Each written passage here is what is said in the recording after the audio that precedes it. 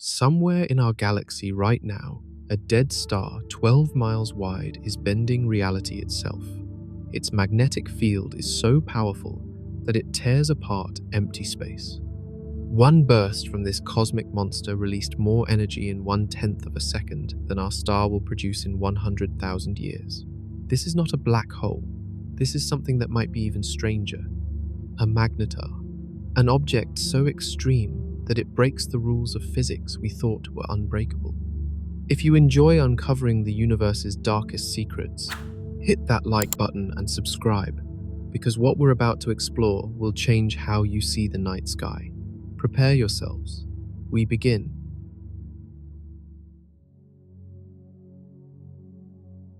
A massive star reaches the end of its life. It has burned for millions of years, fusing elements in its core, building heavier and heavier atoms. Then the fuel runs out. In less than a second, the core collapses. The outer layers rebound in a supernova explosion that outshines entire galaxies. Everyone knows this story. But here's what they don't tell you. Not every stellar corpse becomes a black hole. When the star is just heavy enough, between 8 and 20 times the mass of our star, something different happens. The core doesn't collapse completely into a singularity. Instead, it stops. It crushes down to a sphere just 12 to 15 miles across, but it doesn't vanish into a black hole. What remains is a neutron star, a city-sized ball of matter so dense that a teaspoon of it would weigh as much as Mount Everest. But some neutron stars are born with a twist, literally. When the core collapses, it spins faster and faster, like an ice skater pulling in their arms. The magnetic field that existed in the original star gets compressed too. Squeezed into that tiny space, the magnetic field intensifies to levels that should not be possible. The result is a magnetar. This is confirmed science, not theory. We've detected these objects, we've measured their emissions, and the numbers are terrifying. A magnetar's magnetic field reaches strengths of 10 to the 15th Gauss. That's 1 quadrillion times stronger than Earth's magnetic field. It's 1,000 times more powerful than a typical neutron star. At that strength, the magnetic field itself becomes dangerous. Picture this. If a magnetar existed halfway between Earth and the Moon, roughly 120,000 miles away, it would erase every piece of magnetic data on the planet. Credit cards, hard drives, everything. But that's the least of our problems. The real danger is what that field does to matter itself. Because here's where physics starts breaking. At distances closer than 600 miles from a magnetar, the magnetic field becomes so intense that it warps the shape of atoms. Electrons, which normally orbit in spheres, get stretched into thin needles. Atoms stop behaving like atoms. The very building blocks of chemistry cease to function normally, and this is just the beginning. What happens when you get even closer? Imagine crushing our star down to the size of a city. Not Hollywood's version of crushing, real physics crushing. Every atom smashed so tight that there's no space left between them. That's what you're dealing with. A magnetar is roughly 12 miles in diameter. You could drive across it in 15 minutes. Yet packed into that impossibly small sphere is 1.4 times the mass of our entire star. This isn't an estimate. Scientists have measured magnetar masses through their gravitational effects on nearby objects and the frequency of their pulses. The numbers are consistent and deeply disturbing. How does this work? In normal matter, atoms are mostly empty space. The nucleus sits in the center, electrons orbit far away, and between them is nothing. But when a star collapses into a neutron star, gravity crushes everything together. The electrons get forced into the nucleus, combining with protons to form neutrons. What remains is neutrons packed shoulder to shoulder, with no gaps. This creates matter at nuclear density. That means 1 cubic inch of magnetar material would weigh over 600 million tons. A sugar cube of this stuff would weigh more than all of humanity combined. If you somehow dropped a teaspoon of it onto Earth, it would slice through the ground like it wasn't there, punching straight through to the other side of the planet. The density is so extreme that the surface gravity becomes nightmarish. Stand on a magnetar, and you'd experience gravity 200 billion times stronger than Earth's. That's 2 times 10 to the 11th. You wouldn't just be crushed. Your atoms would be ripped apart and smeared across the surface in a layer 1 atom thick. But even this isn't the strangest part. Because magnetars don't just sit still. Their surfaces move, they crack, they quake. And when that happens, the entire universe notices. The magnetic field holds the magnetar's crust in place, like a vice. But the crust itself is crystalline iron, harder than diamond, floating on a sea of superfluid neutrons.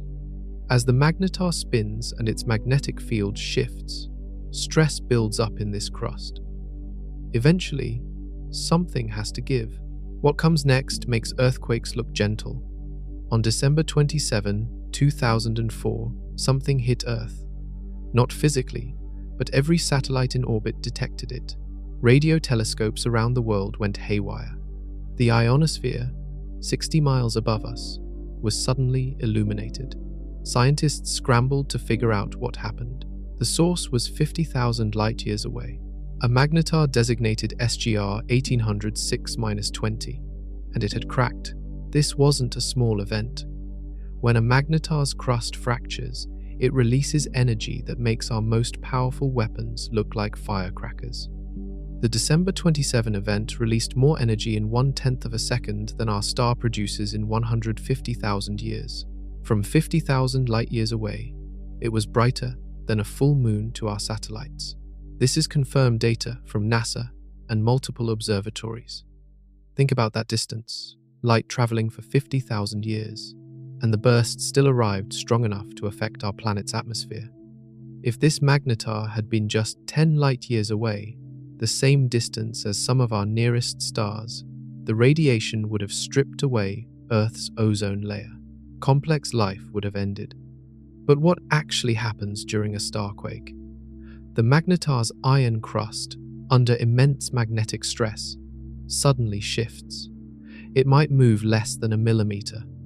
That's it, a fraction of an inch.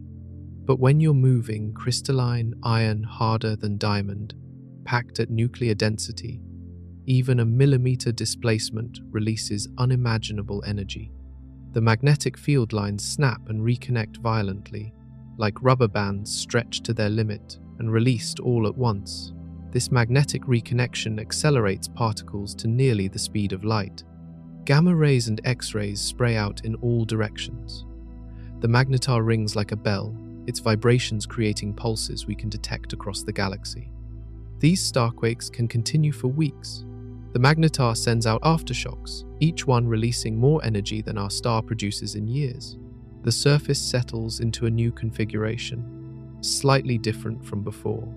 The magnetic field geometry shifts, and then it might stay quiet for years or decades. Or it might crack again tomorrow. We can't predict it. Each magnetar behaves differently. Some are active, erupting multiple times per year. Others go silent for decades before suddenly awakening. We're still trying to understand the pattern. Because the real mystery is what powers all of this. Where does a magnetar get the energy to keep doing this? You can't see a magnetar's field, but it's there, always. A sphere of twisted magnetic energy surrounding the dead star, reaching out hundreds of miles in every direction. And this field doesn't just attract metal, it destroys reality. At 600 miles from a magnetar, the magnetic field strength hits about 1 billion Gauss. That's confirmed through spectroscopic measurements of magnetar atmospheres and the cyclotron resonance features in their X-ray spectra. At this distance, quantum mechanics starts failing. Here's what that means. Normally, light travels in straight lines through empty space, but near a magnetar, light bends. Not because of gravity this way, but because of magnetism. The magnetic field is so strong that it affects the vacuum itself, something called vacuum birefringence. Photons traveling through this space split into two beams based on their polarization, Space itself becomes birefringent, like looking through a crystal. But it gets worse for anything with matter. Remember, atoms are held together by electromagnetic forces. Electrons orbit nuclei because of electric attraction, but a magnetar's magnetic field is strong enough to overwhelm these forces. The field doesn't just tug on electrons, it deforms them. At distances inside 600 miles, atoms elongate into needle shapes. The electron clouds that should be spherical get stretched along the magnetic field lines. Chemical bonds stop working the way they should. Molecules can't form properly. Complex chemistry becomes impossible. For any living thing, this is instant death. Not from heat, not from radiation, though there's plenty of that, but from the fundamental breakdown of molecular structure. Your cells would stop functioning before you even felt pain. The proteins that run your body would unfold. DNA would unravel. You'd come apart at the molecular level. Nothing we've built could survive this either. Spacecraft hulls would have their atomic bonds disrupted. Electronics would fail instantly as the magnetic field induces currents millions of times stronger than they're designed to handle. Even light itself struggles to escape, bending and splitting as it fights through the distorted space. And this is all assuming you could somehow survive the radiation, which you couldn't. Because magnetars don't just sit quietly in their magnetic cocoons. They scream. The field isn't static. It shifts, twists, and reconnects constantly, even between major starquakes. Each reconnection event sends out bursts of X-rays and gamma rays. These aren't gentle pulses. They're focused beams of high-energy radiation powerful enough to ionize anything in their path. But compared to what the field does to space itself, even this seems almost normal. Light is supposed to be simple, photons traveling in straight lines, unaffected by magnetic fields. That's what we learned. That's what works everywhere else in the universe. But near a magnetar, this rule breaks down completely. Scientists first predicted this in the 1930s, but they thought it would never matter. The effect, called photon splitting and vacuum birefringence, only becomes significant in magnetic fields approaching 10 to the 13th Gauss or higher. No natural object should reach that strength. Then we found magnetars. Here's what happens. In normal space, a vacuum is truly empty, but quantum mechanics tells us that's not quite true. Even in a perfect vacuum, virtual particles constantly pop in and out of existence. Electron-positron pairs appear for impossibly brief moments, then annihilate each other. We can't see this happening, but it's real. It's been measured in laboratories through the Casimir effect. Near a magnetar, the magnetic field is so strong that it polarizes this quantum vacuum. The virtual particles align with the field before they disappear. This alignment changes how light travels through space. The vacuum effectively becomes a medium, like air or glass, but made of quantum fluctuations. Light passing through splits into two beams with different polarizations. One beam polarized parallel to the magnetic field, another perpendicular to it. They travel at slightly different speeds. This is vacuum birefringence, and we've confirmed it through observations of magnetar spectra. The light arriving from these objects shows exactly the polarization patterns this theory predicts. But there's another effect, even stranger. At even higher field strengths, above 10 to the 13th Gauss, individual photons can split. A single high-energy gamma-ray photon can spontaneously divide into 2 or 3 lower-energy photons. This isn't science fiction. This is quantum electrodynamics pushed to its absolute limit. We've observed this indirectly. When magnetars have major flares, the spectrum of radiation we detect doesn't match what we'd expect from a simple hot surface. There are features, dips, and peaks in the spectrum that only make sense if photon splitting is occurring. The high-energy gamma rays are splitting into lower-energy X-rays before they reach us. This means that magnetars are natural laboratories for testing quantum mechanics in conditions we can never recreate on Earth. Our most powerful magnets reach maybe 45 Tesla, about 450,000 Gauss. A magnetar's field is roughly 2 billion times stronger. It's testing physics in a regime we can only dream of accessing artificially. And yet, this isn't even the most extreme thing magnetars do, because sometimes they don't just bend light, they weaponize it. March 5th, 1979. Every satellite orbiting Earth picked up something impossible. A wave of gamma rays and X-rays slammed into our planet's atmosphere with such intensity that it ionized the upper layers. Scientists initially thought it was a nuclear attack. The burst lasted for only 1/5 of a second, but in that instant, it delivered more energy than our star produces in 1,000 years. The source was a magnetar in the constellation Norma, about 30,000 light-years away. Designated SGR 0505-66. What we witnessed was a massive magnetic flare, the largest ever recorded. This is fully documented. The data came from Soviet Venera spacecraft, American satellites, and observatories worldwide. The event was so powerful that it remains the brightest burst of energy ever detected from beyond our solar system. But here's what makes it truly terrifying. That energy traveled for 30,000 years through empty space. It spread out over an expanding sphere. By the time it reached Earth, it had diluted across an area trillions of miles wide, and it still hit us hard enough to disrupt satellites and alter our ionosphere. Calculate backwards, and the numbers become nightmarish. At the moment of the burst, the magnetar released roughly 10 to the 46 joules of energy. That's more energy than an entire galaxy of 200 billion stars produces in several years, from a single object 12 miles across, in 1/5 of a second. How is this even possible?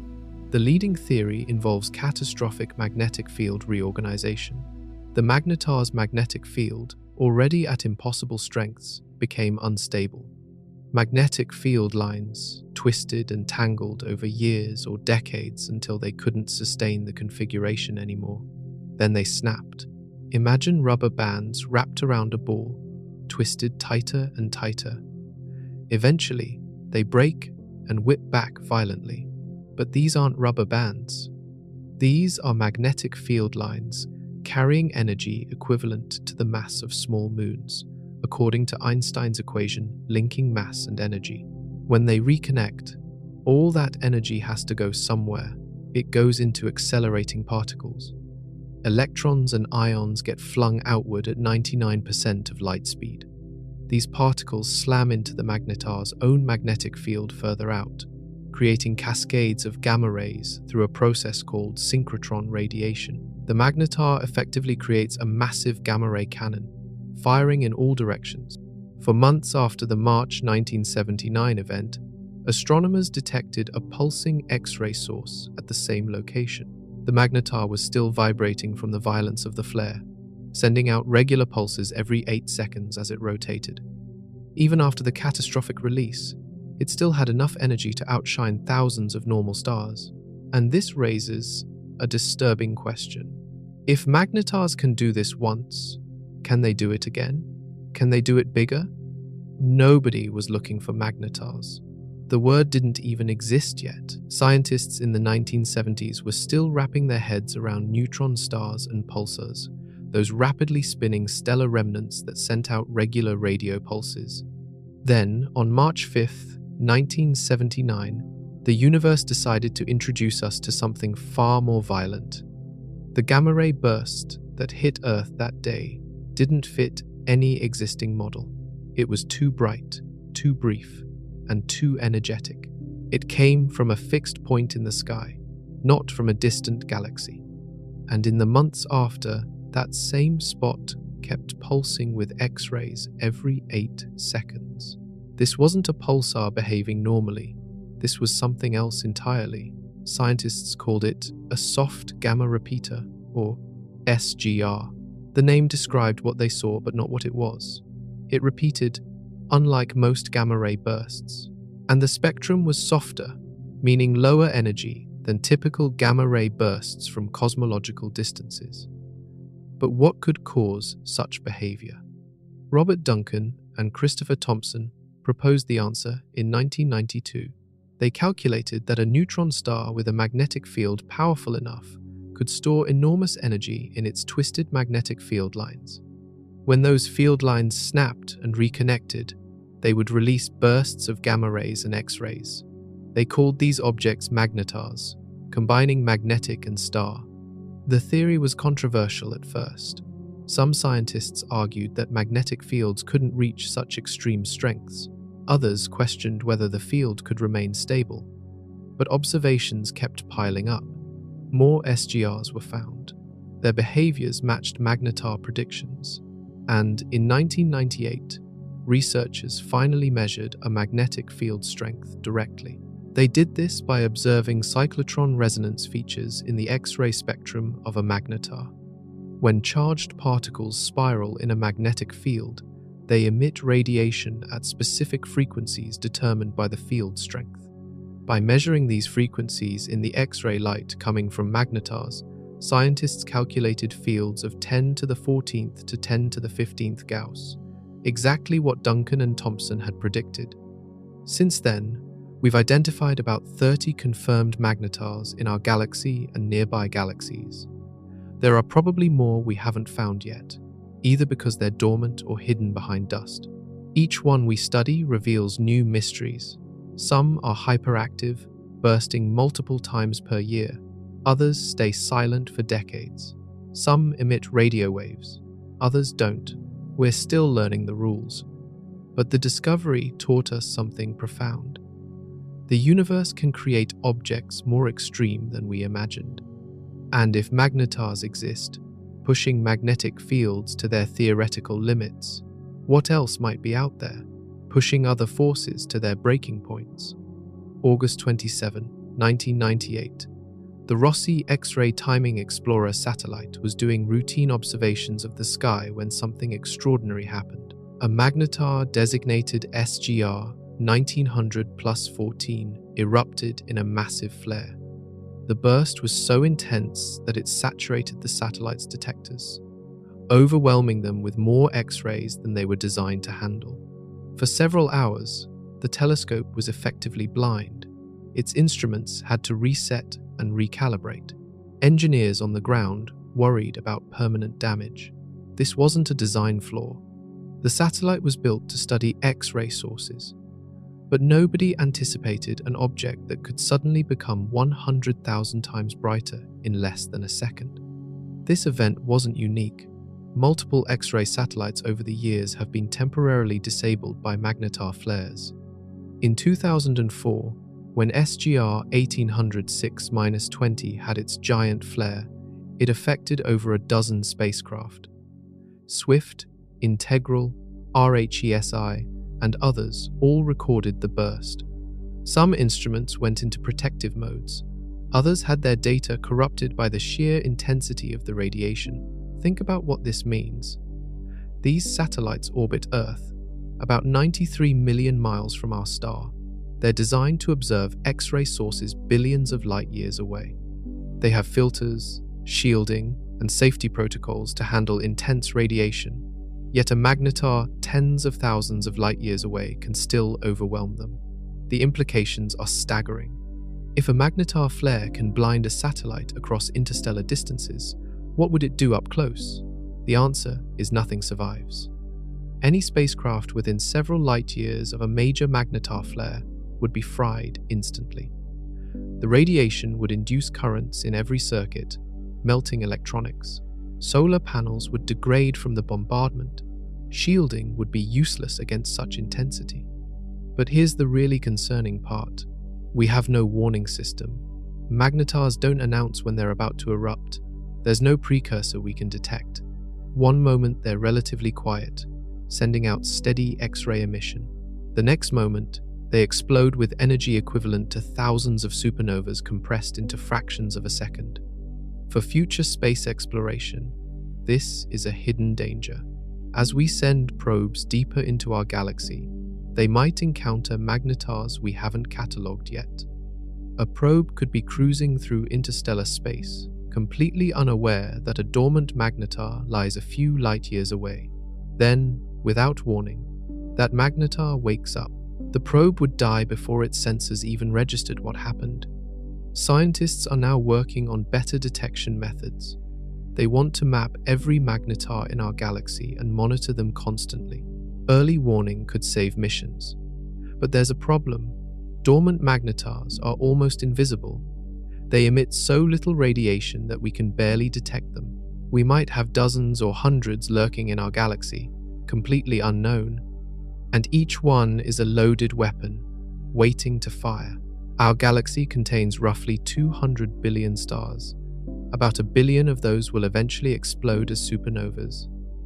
Many will leave behind neutron stars. Scientists estimate there might be 100 million neutron stars scattered throughout the Milky Way. Yet we've only confirmed about 30 magnetars. What makes them so rare? The answer starts with how they're born. Not every neutron star becomes a magnetar. The original star needs specific conditions. It must be massive enough to produce a neutron star, but not so massive that it collapses into a black hole. That's a narrow range, roughly 8 to 20 times our star's mass. But mass alone isn't enough. The star also needs to be spinning rapidly when it collapses. As the core compresses, conservation of angular momentum makes it spin faster. This spinning, combined with the convective motions in the collapsing material, creates a dynamo effect. This dynamo amplifies the magnetic field to extreme levels. Think of it like a cosmic generator. The collapse itself generates the initial energy. The spinning motion organizes that energy into a coherent magnetic field, but this only works if conditions are just right. The rotation speed, the mass distribution, the initial magnetic field strength, all these factors have to align. It's rare. Even when a magnetar forms, it doesn't stay that way forever. The extreme magnetic field gradually decays over time. Scientists estimate that magnetars remain active for only about 10,000 years, maybe less. After that, the field weakens to normal neutron star levels. The object settles down, becoming an ordinary pulsar or simply a quiet neutron star. This short, active lifetime explains why we see so few. At any given moment, only a small fraction of neutron stars are in their magnetar phase. The rest have either not yet become magnetars or have already passed through that phase. It's a brief, violent stage in a neutron star's long existence. But there's another reason our count stays low: detection. Magnetars are small, about 12 miles across. They're incredibly distant, often tens of thousands of light years away. And unless they're actively flaring, they're dim. Many might be dormant right now, invisible to our telescopes, waiting for their next outburst. We only find magnetars when they do something dramatic. A major flare lights them up across the electromagnetic spectrum. Then we can study them, measure their properties, confirm they're magnetars. But a quiet magnetar could be lurking nearby, and we'd never know. In fact, scientists suspect there might be many more magnetars than we've confirmed, perhaps hundreds in our galaxy alone. Most are dormant, their surfaces cooling, their magnetic fields slowly decaying.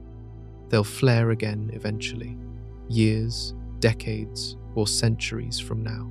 But until then, they remain hidden, which means there might be one closer than we think. Distance usually means safety in space. A supernova 10,000 light-years away is spectacular but harmless. Even a gamma-ray burst, if it's not pointed directly at us, poses no threat from such distances. But magnetars change the calculation completely.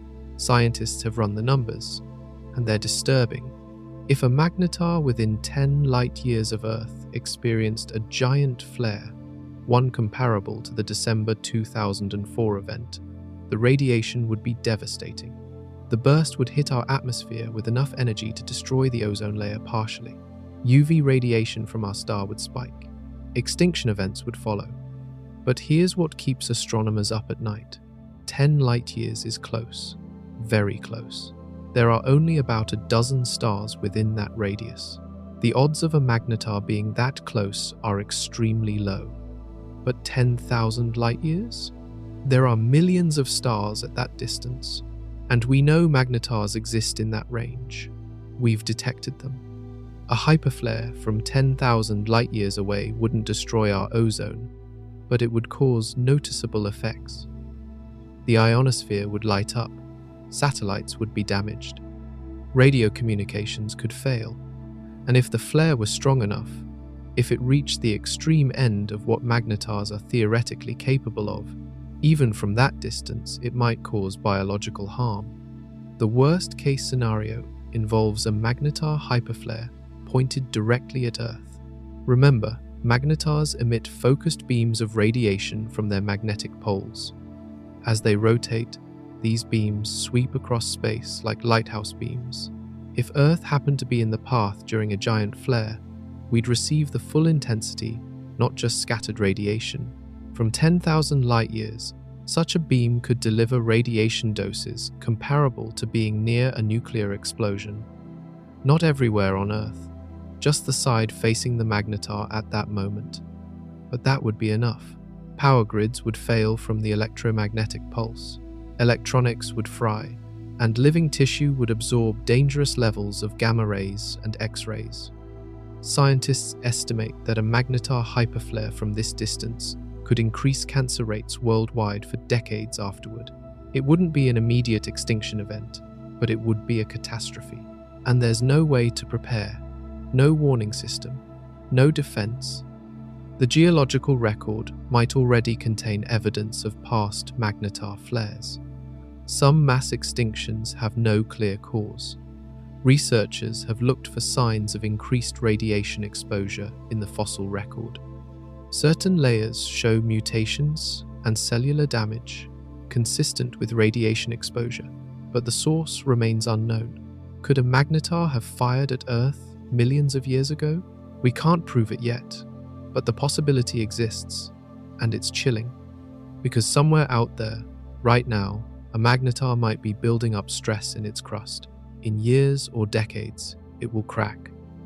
Its magnetic field will unleash a beam of death into the galaxy, and all we can do is hope we're not in the way. Imagine standing on a magnetar's surface. You can't, because you'd be dead, but imagine it anyway. Under your feet, if you had feet, is a landscape that defies everything we know about solid matter. The crust is iron, pure iron, compressed to densities millions of times greater than steel. It's arranged in a crystalline structure so perfect that it makes diamonds look disordered. This is the hardest substance in the universe. Nothing we can create comes close. Laboratories have tried to simulate these conditions and failed. The pressures and densities are simply beyond our reach. But this iron isn't static. The intense magnetic field threads through it, creating currents and eddies of electric charge. These currents generate heat, not the kind of heat you feel from a fire. We're talking millions of degrees. The surface temperature of a young magnetar can reach 10 million degrees. That's hotter than the core of our star. At these temperatures, even crystalline iron starts to behave strangely. The outer layers, just the top few yards, exist in a state between solid and liquid. The atoms vibrate so violently that they can slip past each other, like a metal that's almost melting but held in place by the crushing gravity. Deeper down, the pressure increases and the material stays solid, but the surface has this weird plasticity. When a starquake happens, this iron crust cracks, but not like glass shattering. The crack moves at a significant fraction of light speed, propagating through the ultra-dense material faster than sound in normal matter. The two sides of the crack suddenly shift, creating a shear motion that releases the stored magnetic energy. The surface ripples. Waves move through the solid iron like water ripples in a pond, except these ripples are moving through material billions of times denser than water. The magnetar rings like a bell, oscillating at specific frequencies determined by its size, mass, and internal structure. These oscillations continue for weeks or months, gradually damping down as the energy dissipates. But the surface doesn't just crack and ring, it also erupts. The magnetic energy release heats material to billions of degrees in microseconds. Iron vaporizes despite the intense gravity trying to hold it down. A plume of ionized iron plasma, an atmosphere suddenly created by violence, rises above the surface. This atmosphere is temporary, lasting maybe seconds or minutes before gravity pulls it back down. During those brief moments, the magnetar has a real atmosphere, thin but detectable. Spectroscopic observations have actually captured this. When magnetars flare, their spectra show absorption lines from iron, silicon, and other elements. These lines tell us what the surface is made of and how hot it is. The data confirms our models. The surface is indeed iron, and it's indeed unimaginably hot. Beneath the crust lies something even stranger, a liquid layer of neutrons, unbound from protons, flowing freely. Scientists call this a neutron superfluid because it flows without any friction or viscosity. Deeper still, the neutrons might form exotic states of matter that we can barely describe with current physics. But all of that is hidden beneath the iron, and the iron itself is already beyond our comprehension. Most magnetars don't have atmospheres, not like Earth's atmosphere, anyway. The gravity is so intense that any gas would be pulled down and crushed into the surface almost instantly. But magnetars do have something, a layer so thin it's barely there, yet so heavy it defies belief. Scientists call it a photosphere, though that's not quite accurate. It's the region where photons can finally escape from the dense material below. In normal stars, the photosphere is thousands of miles thick. In a magnetar, it's measured in centimeters, sometimes less, a layer just 1 atom thick. But that layer weighs millions of tons per square inch.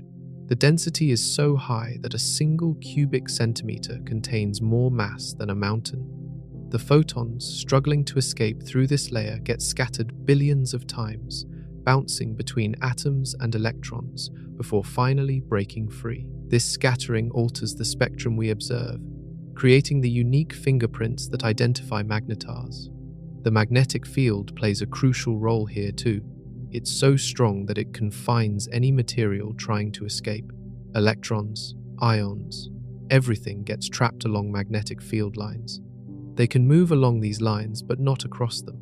The result is a highly structured atmosphere, more like columns and sheets than a uniform gas layer. When a magnetar flares, the magnetic field lines above the surface reconnect. This magnetic reconnection suddenly releases trapped material. Plasma that was held in magnetic loops gets flung outward at high speeds. For a brief time, the magnetar develops a real atmosphere, extending maybe 100 miles above the surface. This ejected material cools as it expands, emitting X-rays and gamma rays. We can observe this emission with our telescopes. The spectrum shows features that reveal the temperature, density, and magnetic field strength of the material. It's one of the few ways we can probe conditions near a magnetar's surface. But gravity always wins. The escaped material doesn't have enough velocity to reach escape velocity. It arcs back down, crashing into the surface at speeds of thousands of miles per second. The impact creates more X-rays, more heat, and sometimes triggers additional magnetic activity. The whole event can last hours or days. Between flares, the atmosphere essentially disappears. Individual atoms might hover temporarily before falling back. Particles trapped in magnetic field lines spiral endlessly. But there's no continuous gaseous layer, no weather, no atmospheric circulation, just crushing gravity, searing radiation, and magnetic field lines so twisted they form cages of force. This is as close to a naked stellar core as nature allows. The surface of a magnetar is matter at its limit, physics at its breaking point, and yet, somehow, it's stable, it exists. A 12-mile sphere of impossibility, floating in the dark, waiting to remind us that the universe still has secrets we can't explain. Einstein taught us that gravity warps space-time. The stronger the gravity, the more time slows down relative to an outside observer. We've tested this with atomic clocks on airplanes and satellites. The effect is real, but near a magnetar, time doesn't just slow down, it nearly stops. Calculate the gravitational time dilation at a magnetar's surface, and you get numbers that seem wrong. For every second that passes on the magnetar, roughly 1.3 seconds pass for someone far away. That's a 30% difference. If you somehow stood on a magnetar for 1 year, about 16 months would pass for the rest of the universe. This isn't speculation. The math is straightforward general relativity. We can measure it indirectly through the light coming from magnetars. Photons climbing out of the intense gravitational field lose energy. They get redshifted, their wavelengths stretched. The amount of redshift tells us exactly how strong the gravity is, and the calculations match theoretical predictions perfectly. But time dilation creates strange situations. Imagine watching a magnetar from a distance with a perfect telescope. You see its surface. A starquake happens. From your perspective, the crack spreads across the surface more slowly than it would if you were right there. The oscillations that follow appear stretched out in time. The entire event looks like it's happening in slow motion. Meanwhile, if you were somehow on the surface, time would feel normal to you. The crack would spread at its true speed. The oscillations would ring at their natural frequency. You wouldn't notice anything strange about time itself. It's only when you compare your clock to a distant observer's clock that the difference appears. This has real consequences for the physics happening on the magnetar. Nuclear reactions, particle decays, all processes that depend on time, run at different rates depending on where you measure them. A neutron near the surface would decay more slowly from an outside perspective than a neutron far from the magnetar. The difference is measurable. Scientists use these time dilation effects to test general relativity in extreme conditions. Magnetars provide a natural laboratory where gravity is strong enough to create noticeable effects, but not so strong that it collapses into a black hole. They're right at the edge, the perfect testing ground. Some researchers have proposed that magnetars could be used for precision tests of alternative gravity theories. If general relativity breaks down anywhere, it would be here, where space-time is stretched to its limit. So far, the observations match Einstein's predictions. But we keep watching, keep measuring, hoping to find a crack in the theory. Because if general relativity does fail near magnetars, it would revolutionize physics. We'd need new theories to explain what holds these objects together, how they behave, why they don't collapse. The implications would ripple through every branch of science. But for now, Einstein still reigns. Time bends near magnetars, exactly as he predicted. And that bending is yet another way these objects warp reality itself. Here's a problem that keeps physicists awake. Magnetic fields decay. Always. Every magnet you've ever held will eventually lose its magnetism. The atoms that create the field slowly drift out of alignment. Energy dissipates as heat. It's inevitable. So why don't magnetar fields decay? They do decay, actually, but incredibly slowly. Scientists estimate a magnetar's field has a half-life of about 10,000 years. That means after 10,000 years, the field strength drops by half. After another 10,000, it halves again.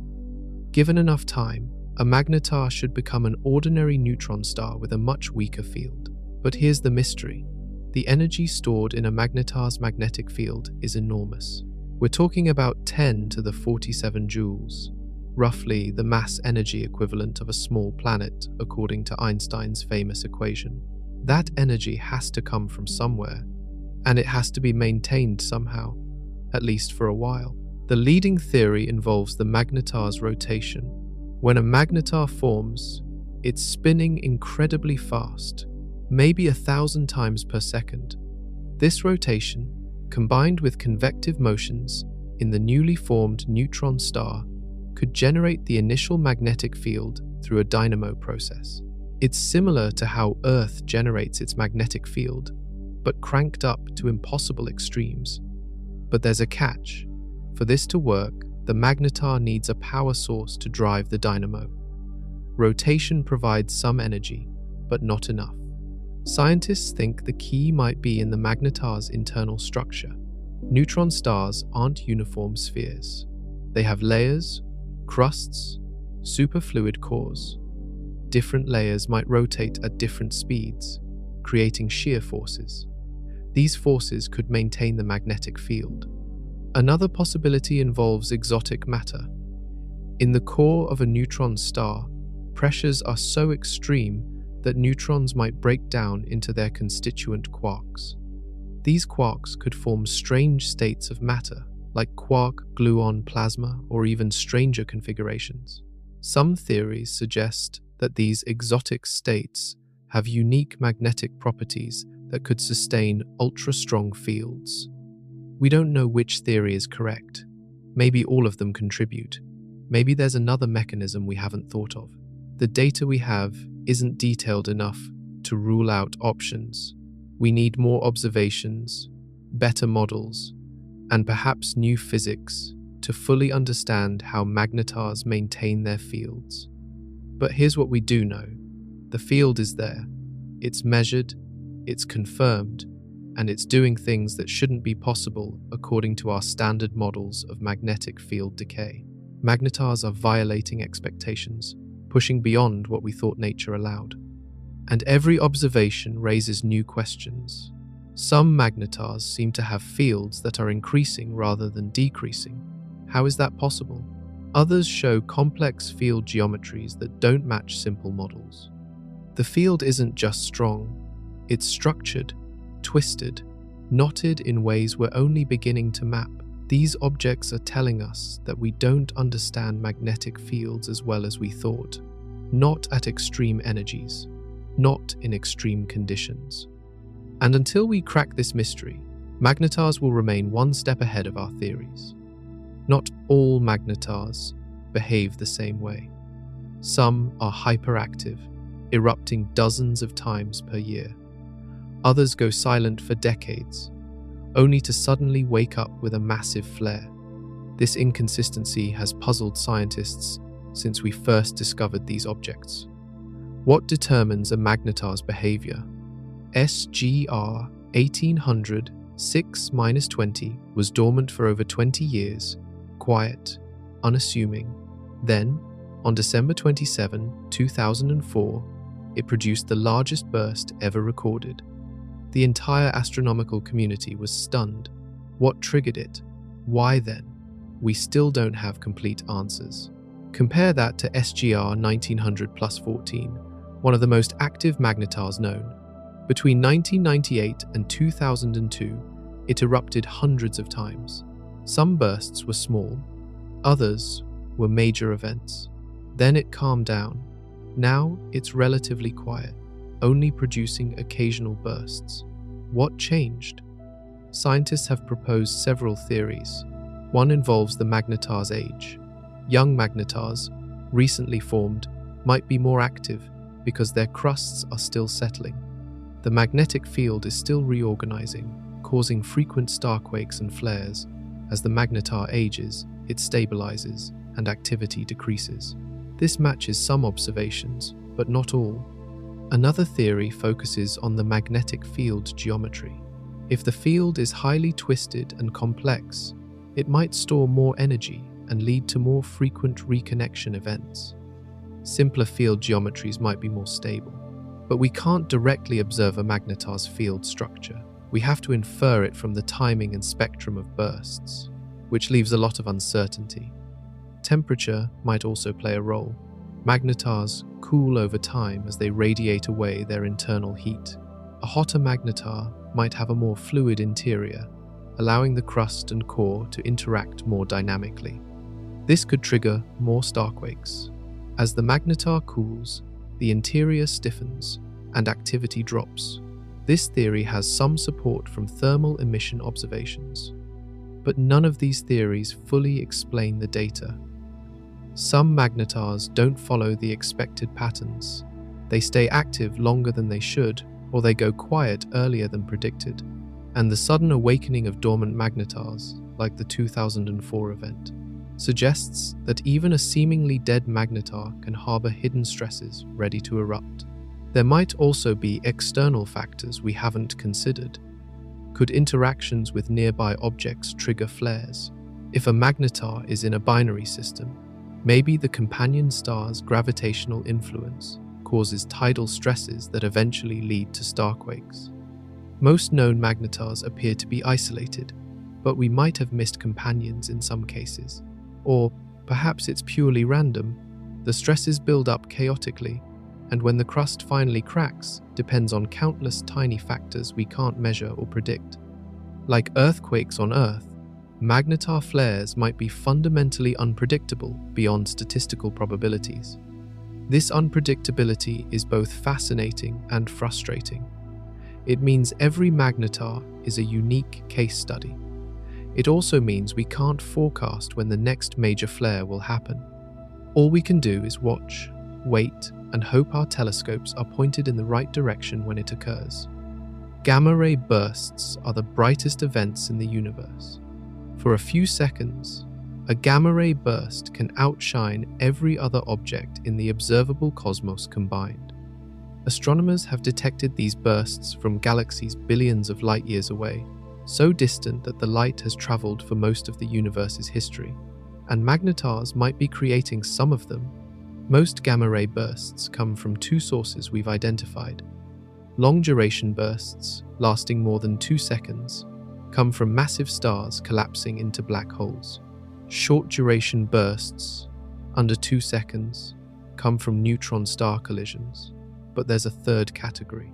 Some bursts don't fit either model. They're too short to be collapsing stars, too bright to be ordinary neutron star mergers, and their spectra show features that match magnetar flares. In 2004, when SGR 1800-6-20 had its giant flare, it was briefly visible from the Andromeda Galaxy, 2.5 million light-years away. If that same event had occurred in a distant galaxy, say 10 billion light-years away, we would have detected it as a short gamma-ray burst. We might have classified it as a neutron star merger or some other event, never guessing it was actually a magnetar.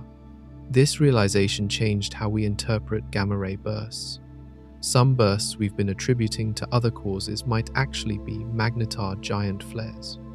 If true, it means magnetars are even more common than we thought. Every galaxy might host dozens or hundreds of these objects, occasionally producing bursts we can detect across cosmic distances. But there's an even more intriguing connection. Some scientists think magnetars might power certain types of supernovas, not the supernova that creates the magnetar, but later events. Here's how it could work. A young magnetar, spinning incredibly fast, could inject energy into the expanding debris of its parent supernova. This energy would make the supernova appear much brighter and last much longer than normal. We've observed supernovas that don't match standard models. They're too bright or they fade too slowly. Researchers call these superluminous supernovas. Some have spectra consistent with magnetar-powered emission. The magnetar's spin-down energy, as it gradually slows due to magnetic braking, gets converted into radiation that lights up the surrounding gas. It's like having a cosmic light bulb inside the supernova remnant. If this is correct, magnetars aren't just interesting in their own right. They're key players in multiple cosmic phenomena. They shape supernova evolution. They create gamma-ray bursts. They might even seed the universe with heavy elements through their violent eruptions. The material they blast into space, enriched with iron and other metals, could contribute to the chemical makeup of future generations of stars and planets. This web of connections shows how important magnetars are to cosmic ecology. They're not isolated oddities. They're part of the grand cycle of stellar birth, life, and death. And every time we study one, we learn something new about how the universe works. Imagine this scenario: a massive star, roughly 200 light-years from our solar system, reaches the end of its life. It explodes in a supernova. We see the light show, beautiful, harmless at that distance. But the core collapses into a magnetar. What happens next? Initially, nothing. 200 light-years is far enough that even a magnetar poses no immediate threat. Its magnetic field, while intense, drops off rapidly with distance.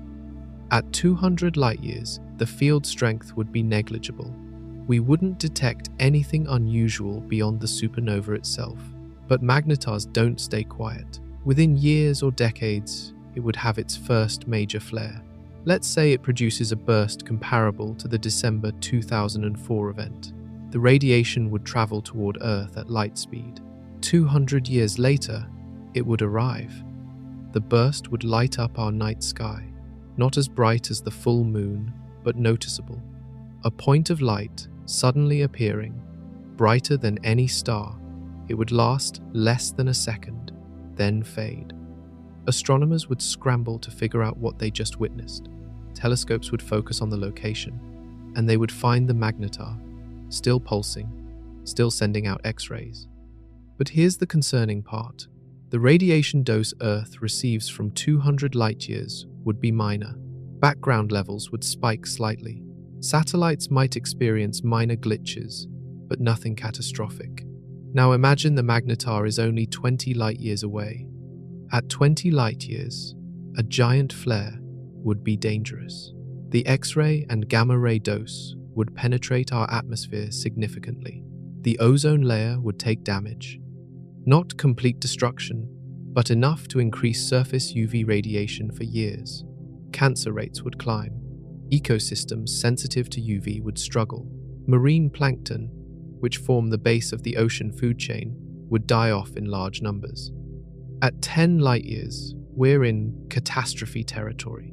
A magnetar giant flare from this distance would be an extinction-level event.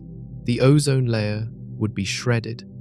UV radiation from our star would sterilize the surface.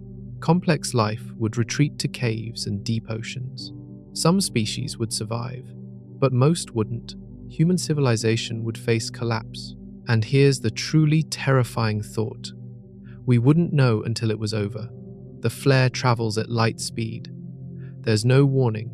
One moment, everything is normal. The next, our sky lights up with deadly radiation. By the time we detect it, we're already bathed in it. There's no time to prepare, no chance to protect ourselves. Fortunately, the odds are extremely low. Massive stars capable of producing magnetars are rare. Most are far away. The nearest known massive star is probably over 100 light-years away. And even if it did go supernova, the chance of the core becoming a magnetar, rather than a black hole or regular neutron star, is maybe 1 in 10. And then the chance of it flaring toward Earth during its brief active lifetime is even smaller. But the universe is old and large.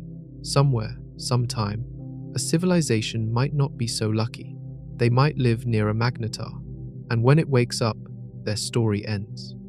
Black holes get all the attention. They're the universe's ultimate destroyers, the objects that swallow everything. Nothing escapes, not even light. Pop culture loves them. Movies feature them as cosmic villains. But ask a physicist which object is actually more dangerous, and you might get a surprising answer: magnetars. Here's the argument. Black holes destroy through gravity. Get too close, past the event horizon, and you're gone. But the event horizon is small. For a stellar mass black hole, maybe 60 miles across, stay outside that radius, and you're relatively safe. Yes, there's radiation from the accretion disk if the black hole is feeding, but a dormant black hole, one not actively consuming matter, is essentially invisible and harmless unless you fly directly into it. Magnetars kill at a distance. Their magnetic fields extend thousands of miles. Their radiation bursts travel across light years. They don't need to be close to cause damage. A magnetar could be sitting 10 light years away, and if it flares in your direction, you're dead. A black hole 10 light years away is just another dark object in space. The destructive range is completely different. Scientists have calculated the danger zones. For a black hole, the lethal radius is measured in thousands of miles at most. You have to be practically touching it for gravity to tear you apart. For a magnetar, The lethal radius extends to potentially dozens of light years. When accounting for giant flares, that's billions of times larger. But black hole advocates push back. They argue that black holes are forever. A magnetar is active for maybe 10,000 years. A black hole exists until the universe ends. Given enough time, a black hole will consume more matter, destroy more structure, and have a greater cumulative impact on the universe. They also point to supermassive black holes at galaxy centers. These monsters contain billions of times the mass of our star. When they're actively feeding, they create jets of radiation and matter that extend hundreds of thousands of light years. These jets sterilize entire regions of galaxies, preventing star formation and wiping out any life that might have emerged. No magnetar can compete with that scale of destruction. Yet the magnetar supporters have a counter-argument. Those supermassive black holes cause gradual destruction over millions of years. A magnetar flare is instant, civilization ending in less than a second. There's something uniquely terrifying about that immediacy. Black holes give you time, magnetars don't. There's also the question of which is more violent relative to size. A magnetar 12 miles across can release more energy in a fraction of a second than thousands of stars produce in years. A stellar mass black hole, even when feeding actively, can't match that energy output. Pound for pound, magnetars win. The debate remains unresolved. Both objects represent physics at its most extreme. Both can end worlds, but they do it differently. Black holes erase through gravity, slowly, inevitably. Magnetars attack with radiation and magnetism, suddenly, explosively. Maybe the real answer is that we should fear both. The universe has created multiple ways to destroy life, and arguing about which is worse seems pointless when either one near Earth would mean the end of everything we know. Every atom in your body except hydrogen came from stars. This isn't poetry, it's confirmed science. Carbon, oxygen, nitrogen, iron, all these elements were forged in stellar cores and scattered into space when stars died. But there's a mystery. Some heavy elements, the really massive ones, shouldn't exist in the quantities we observe. Creating elements heavier than iron requires specific conditions. You need intense neutron bombardment, temperatures in the billions of degrees, and precise timing. Supernovas provide some of this. Neutron star collisions provide more. But calculations show these sources alone can't explain all the heavy elements we detect in the universe. Something else must be contributing. Enter magnetars. When a magnetar erupts, it doesn't just release radiation, it ejects matter. Neutron-rich material from the surface gets blasted into space at significant fractions of light speed. This material is incredibly dense, packed with neutrons that haven't yet decayed, and it's moving through a radiation field intense enough to drive nuclear reactions. These conditions are perfect for rapid neutron capture, the R process that creates heavy elements. Neutrons slam into existing nuclei, building heavier and heavier atoms in milliseconds. Gold, platinum, uranium, elements that are rare and precious on Earth, form in abundance during these violent events. The magnetar is essentially a cosmic foundry, manufacturing heavy elements through pure violence. Scientists have found evidence supporting this in meteorite samples. Some ancient meteorites contain isotope ratios that don't match supernova predictions. They show excess amounts of certain heavy elements, enriched beyond what standard models produce. The ratios match what you'd expect from R-process nucleosynthesis in extreme magnetic fields. The implications are staggering. Every gold atom in existence might have passed through a magnetar flare billions of years ago. The platinum in catalytic converters, the uranium in nuclear reactors, the rare earth elements in electronics, all possibly created during moments of unimaginable violence on magnetar surfaces. But there's more. The ejected material doesn't just float off into space. It slams into the surrounding gas and dust at high velocity, creating shock waves. These shock waves compress the material, triggering star formation. New stars, born from magnetar ejecta, would be enriched with heavy elements from the start. Their planets would have more metal, more complex chemistry, better conditions for life. This creates a feedback loop. Magnetars create heavy elements. Those elements form new stars and planets. Some of those stars eventually become magnetars themselves. The cycle continues, gradually enriching the universe with heavier and heavier elements. Over billions of years, this process transforms the chemical composition of entire galaxies. We might owe our existence to magnetars, Earth's iron core, the metals in our technology, even the trace elements essential for biology, might have originated in magnetar flares billions of years ago. Without these violent events, our planet might have been too metal poor to develop complex life. So the next time you hold a piece of gold or use a device with rare earth elements, remember, that matter survived the most extreme conditions in the universe. It was born in magnetic fields that warp reality, ejected in flares that outshine galaxies, and scattered across space to eventually become part of your world. The universe creates through destruction, and magnetars are its most efficient creators. In 2007, astronomers detected something completely unexpected, a brief radio pulse, lasting just 5 milliseconds, coming from billions of light years away. The burst contained as much energy as our star produces in an entire day, compressed into a time span shorter than a heartbeat. They called it a fast radio burst, and nobody knew what caused it. At first, scientists thought it was an error, radio interference from Earth-based sources, satellite glitches, anything but an actual cosmic signal. But more bursts appeared. Different telescopes, different locations, all detecting similar pulses. By 2020, astronomers had catalogued over 1,000 fast radio bursts. They were real, they were common, and they were mysterious. Here's what made them strange. The bursts came from random directions across the sky. They didn't repeat, at least most of them didn't. They showed no pattern. The energy required to produce them was enormous, yet the source had to be incredibly small to pulse that quickly.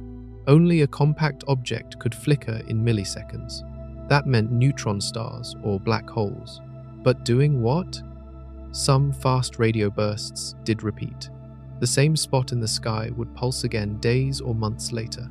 This was crucial. It meant the source wasn't destroying itself. Whatever created these bursts survived to burst again. That ruled out catastrophic events like supernova explosions or neutron star collisions. Then, in 2020, came the breakthrough. A fast radio burst was detected from within our own galaxy. The location matched a known magnetar, SGR 1935 plus 2154. The timing matched a period when the magnetar was actively flaring. The connection was undeniable. At least some fast radio bursts come from magnetars. But how? Magnetars emit X-rays and gamma rays during flares. Radio waves are completely different, much lower energy. Creating intense radio emission requires specific conditions.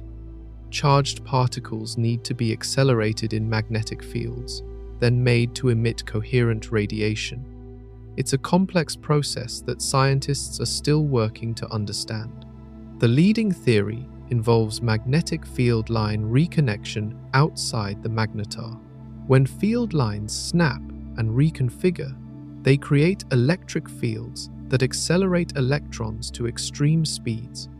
These electrons, moving through the intense magnetic field, emit synchrotron radiation. Under the right conditions, this radiation becomes coherent, amplifying into a powerful radio pulse that beams out into space. Not all scientists accept this explanation. Some argue that magnetars can't produce the brightest fast radio bursts we've detected. Those require even more extreme conditions. They propose alternatives involving binary systems, strange quark matter, or even more exotic physics. The debate continues. What we do know is that fast radio bursts are now a tool for studying the universe. The radio waves travel through intergalactic space, getting dispersed by free electrons along the way. By measuring this dispersion, we can calculate how much matter the signal passed through. This tells us about the distribution of material between galaxies, the stuff we normally can't see. Fast radio bursts have also revealed that the universe is more crowded than we thought. If magnetars are producing these signals, and we're detecting thousands of them from distant galaxies, then magnetars must be incredibly common. Every galaxy might host hundreds or thousands. We're only seeing the tip of a vast population, and here's the unsettling part. Some fast radio bursts are coming from objects billions of light years away. The signals left those sources when the universe was young. We're detecting echoes of magnetar violence from cosmic dawn. And if magnetars existed back then, they might have shaped the early universe in ways we're only beginning to understand. Inside every magnetar is a mystery. We know the outer crust is crystalline iron. We know there's a neutron superfluid layer beneath.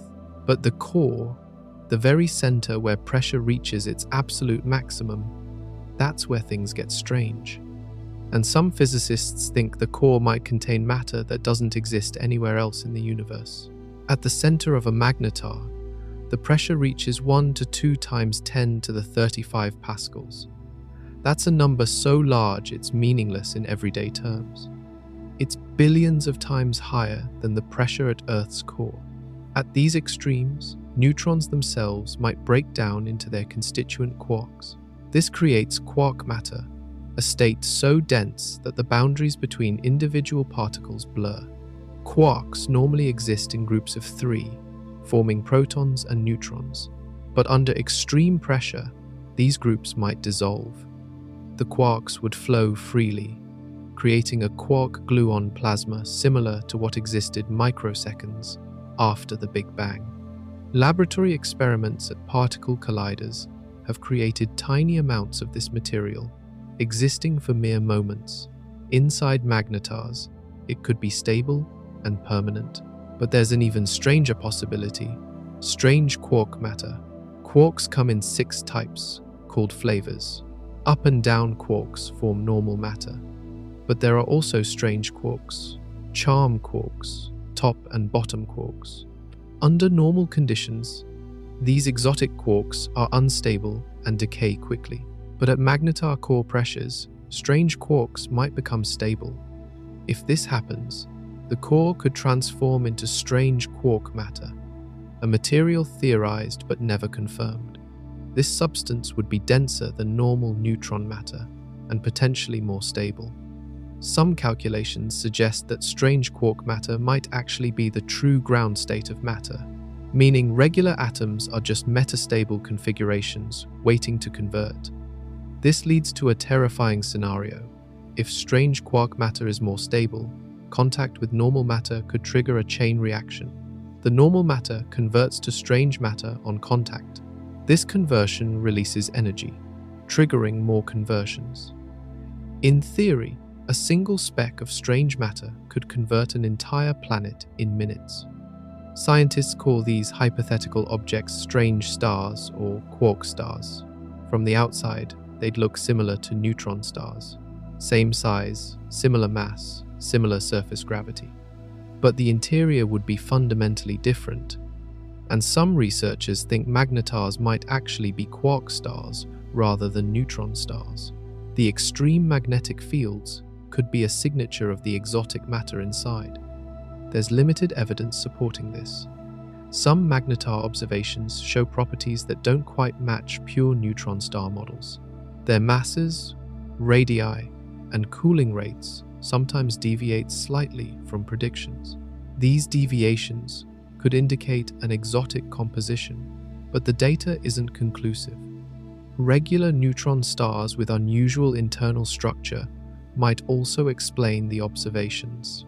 Testing this requires better measurements. We need to precisely determine magnetar masses and radii.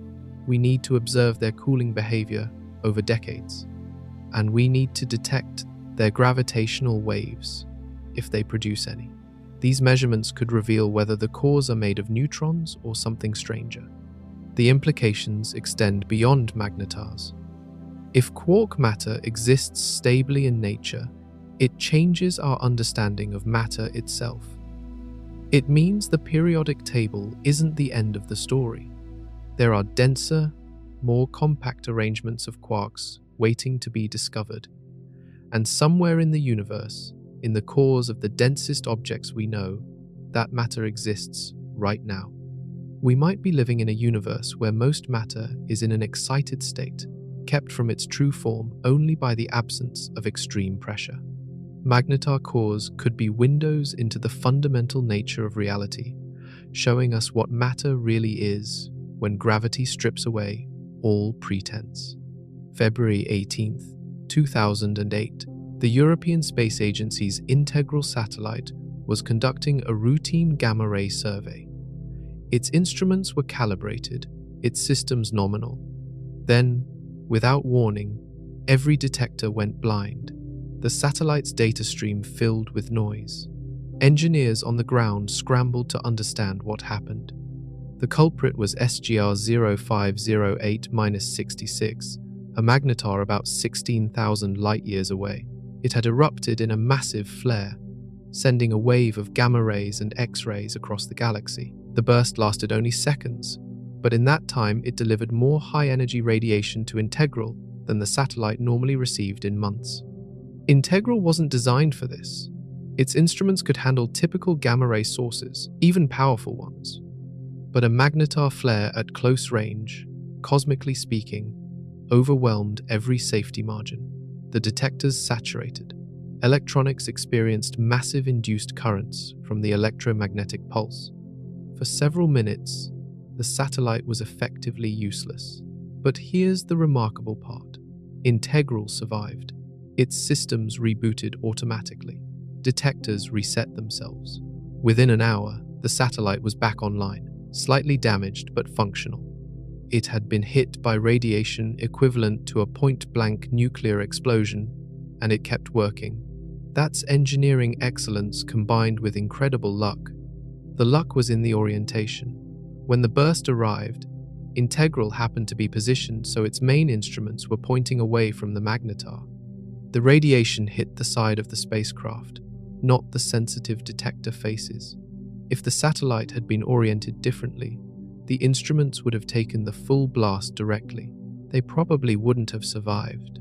Other spacecraft weren't so fortunate.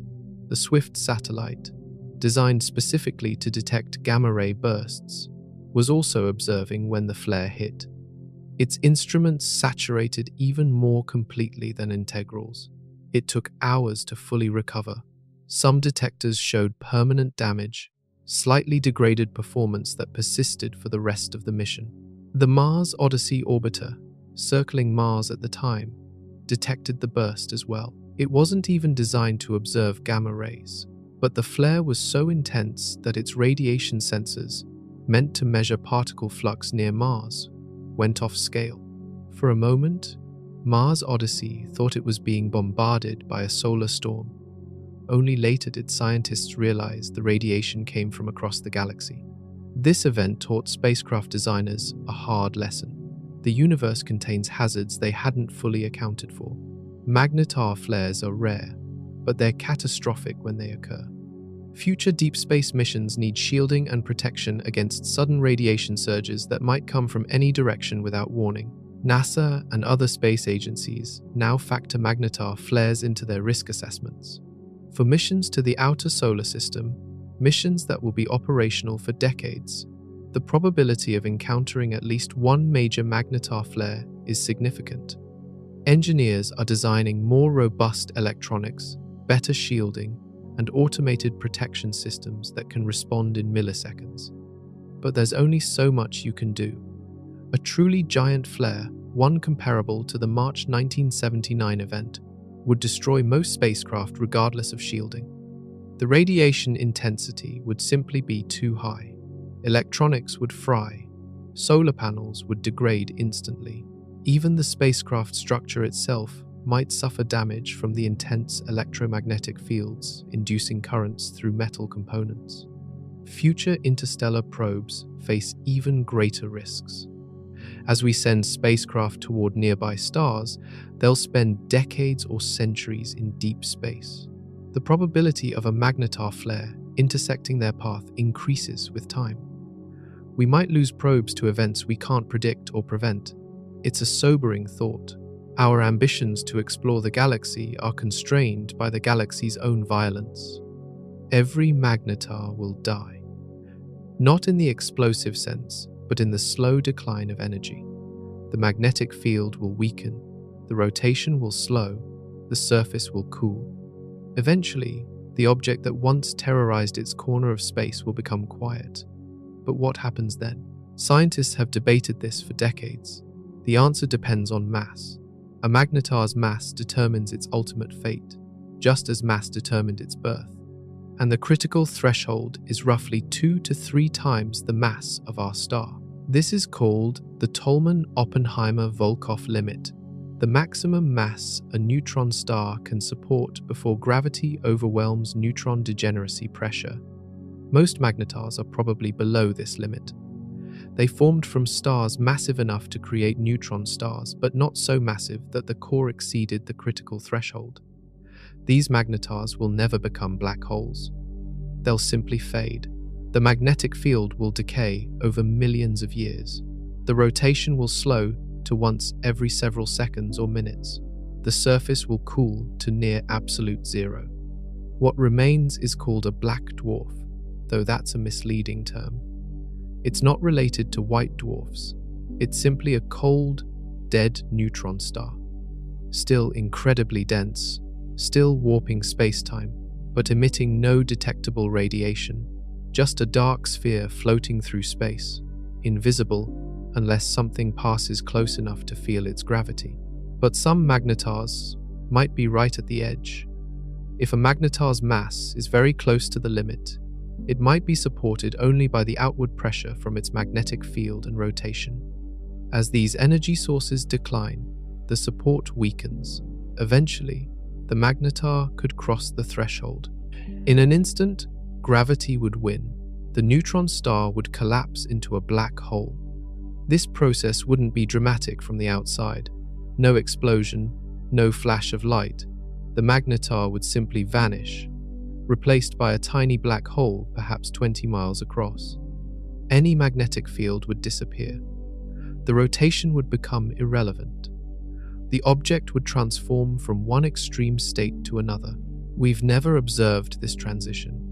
It might happen too quickly to catch.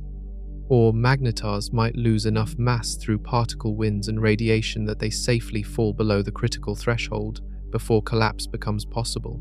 We don't know. The theoretical models give different answers depending on assumptions about the equation of state, the relationship between pressure and density in ultra-dense matter. There's also the possibility of accretion-induced collapse. If a magnetar exists in a binary system, it might gain mass from a companion star. This additional mass could push it over the limit.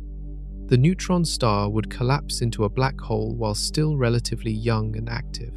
This scenario might explain some mysterious transient events astronomers have observed. Some researchers have proposed that we might detect these collapses through gravitational waves. As the magnetar contracts rapidly into a black hole, it would emit a brief burst of gravitational radiation. Detectors like LIGO and Virgo might pick up these signals if they occur in our cosmic neighborhood. So far, nothing definitive has been detected, but we're still in the early days of gravitational wave astronomy. The universe might contain billions of dead magnetars scattered throughout galaxies, invisible remnants of violent pasts, too cold to emit radiation, too small to notice unless you're right next to them. And mixed in with them might be small black holes, the final form of magnetars that cross the threshold. We'd have no way to tell them apart from a distance. But regardless of which path a magnetar takes, its reign of terror is temporary. 10,000 years of violence, then millions or billions of years of silence. The universe's most extreme objects are also among its most transient. They blaze brilliantly and briefly, then vanish into darkness, remembered only by the scars they left on space-time itself. Physics has limits. Not because our theories are incomplete, though they are, but because nature itself has boundaries. There are maximum temperatures, maximum densities, maximum field strengths, beyond which the laws we know break down completely. Magnetars push us right up against several of these limits. Start with magnetic field strength. In theory, magnetic fields can increase without bound, but practically, they can't. At around 10 to the 17 Gauss, the magnetic field becomes so strong that the energy density exceeds the mass energy density of matter itself. The field would curve space-time more than the object creating it. It becomes gravitationally self-interactive, generating its own gravity. This is called the quantum critical field strength. Magnetars reach fields of 10 to the 15 Gauss. That's only 1% of the quantum critical limit, but it's close enough that quantum effects become important. Virtual particles in the vacuum respond to the field. Photons split. The vacuum becomes polarized. We're in a regime where quantum mechanics and general relativity start overlapping, the regime where our theories struggle. Testing physics in these conditions is impossible in laboratories. Our strongest sustained magnetic fields reach maybe 50 Tesla, about 500,000 Gauss. We can generate higher fields in pulse bursts, but only for microseconds before the equipment destroys itself. To reach magnetar-level fields would require energies we simply don't have access to. Nature provides the laboratory we can't build. Then there's density. Neutron star cores reach densities of roughly 10 to the 18 kilograms per cubic meter. That's about 5 times nuclear density, the density of an atomic nucleus. At this point, neutrons are packed so tightly that they're touching. There's no space between them, and we don't fully understand what happens when you push even further. Different theoretical models give different predictions. Some say the matter remains neutrons, just compressed even more. Others say quarks deconfine, creating quark matter. Still, others propose exotic phases with names like color superconductivity or pion condensation. We have equations, but no data to confirm which equations are correct. Magnetars and neutron stars generally are testing these theories naturally. Gravitational time dilation near magnetars approaches limits too. Time runs 30% slower on the surface compared to distant space. That's not close to the extreme time dilation near a black hole's event horizon, but it's significant. It's enough to measure relativistic effects with precision. Any deviations from general relativity's predictions would show up in magnetar observations. Temperature is another frontier. When magnetars form, their surfaces briefly reach temperatures of 1 billion degrees or more. That's hotter than any star's core. At these temperatures, thermal photons have energies comparable to electron rest masses. Particle-antiparticle pairs pop into existence from thermal energy alone. The distinction between matter and radiation blurs. Rotation provides yet another limit. Young magnetars can spin at several hundred rotations per second. At these speeds, the equator is moving at significant fractions of light speed. Material at the surface experiences enormous centrifugal forces fighting against gravity. Spin much faster, and the magnetar would tear itself apart. We're seeing objects at the physical limit of how fast something can rotate without disintegrating. All of these limits converge in magnetars. Extreme magnetism, extreme density, extreme gravity, extreme temperature, extreme rotation. Nowhere else in the universe, except perhaps inside black holes where we can't observe, do so many extreme conditions exist simultaneously in one place. Magnetars are nature's extreme physics laboratories, and they're telling us something important. The universe can reach these limits and sustain them, at least temporarily. Our theories predict collapse, instability, breakdown. Yet magnetars exist. They're stable, or stable enough. This means our understanding, while incomplete, is at least approximately correct. We're on the right track. But there are hints of new physics lurking in the data, small discrepancies, behaviors that don't quite match predictions. These hints might be measurement errors, or they might be the first cracks showing in our current theories, pointing towards something deeper. Every observation brings us closer to knowing which. Since 2016, astronomers have been tracking something peculiar, a repeating fast radio burst source, designated FRB 121 plus 65-2, sending out radio pulses at irregular intervals from a distant galaxy. Unlike most fast radio bursts that fire once and disappear, this source keeps pulsing, sometimes dozens of times in an hour, then silence for days, then bursts again. The pattern is chaotic, but it's not random. Statistical analysis shows structure. The bursts cluster during certain periods. They avoid others. There's a roughly 16-day cycle buried in the data, though not every cycle produces bursts. Whatever creates these signals is operating on a schedule we don't fully understand. In 2020, researchers tracked the source to a star-forming region in a galaxy 500 million light-years away. The precision location revealed it was near a massive star or stellar remnant. The timing cycle matched what you'd expect from a binary system, two objects orbiting each other. And the best candidate for producing such intense radio bursts remained a magnetar. Here's how it might work. A magnetar orbits a more normal star, maybe a blue giant or supergiant. As they orbit, tidal forces stress the magnetar's crust. When the stars are closest, roughly every 16 days, the stress peaks. This triggers starquakes and magnetic flares. Some of these flares produce radio emission that beams toward Earth. We see them as fast radio bursts. But not every orbit produces visible bursts. The radio beams are narrow, like lighthouse beams. They only hit Earth if they happen to be pointed our way during the flare. Most flares produce beams pointed elsewhere. We miss them entirely. This explains the irregular pattern. The magnetar flares predictably, but we only see the ones that align correctly. Other repeating sources show different patterns. FRB 180 plus 57 has a roughly 157-day cycle. It bursts for several days, then goes quiet for months, then bursts again.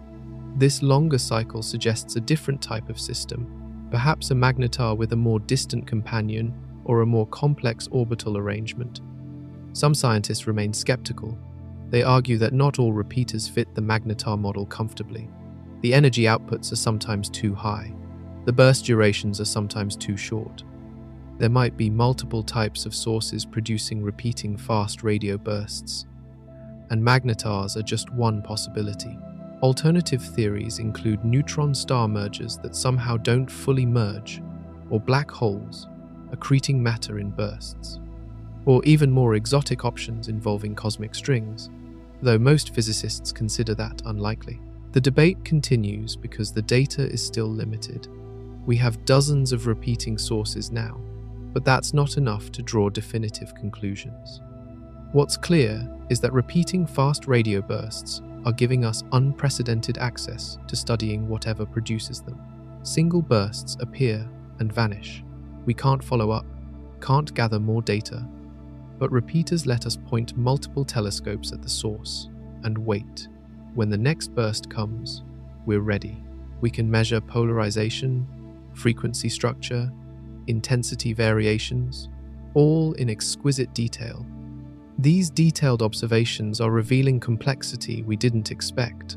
Some bursts show frequency drifting, the radio frequency changing during the pulse.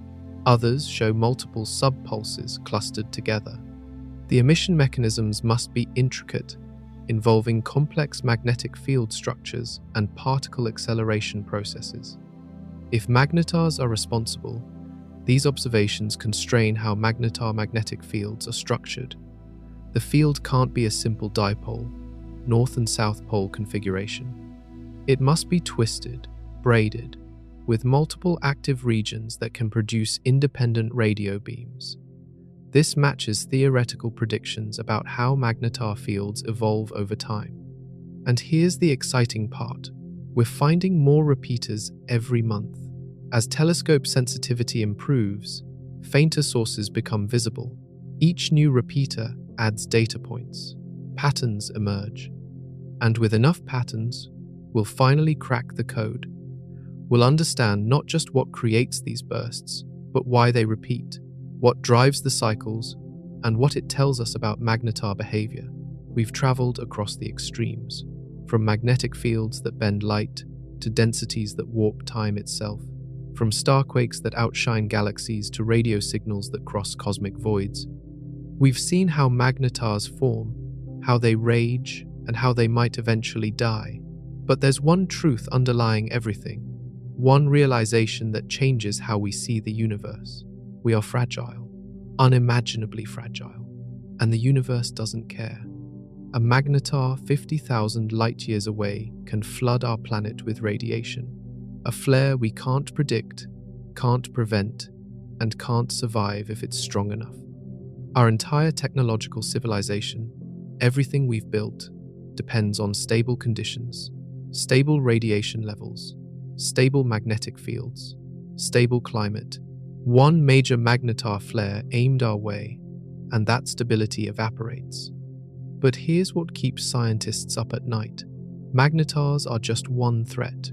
The universe contains countless others. Black holes, gamma-ray bursts, supernova explosions, asteroid impacts, solar flares.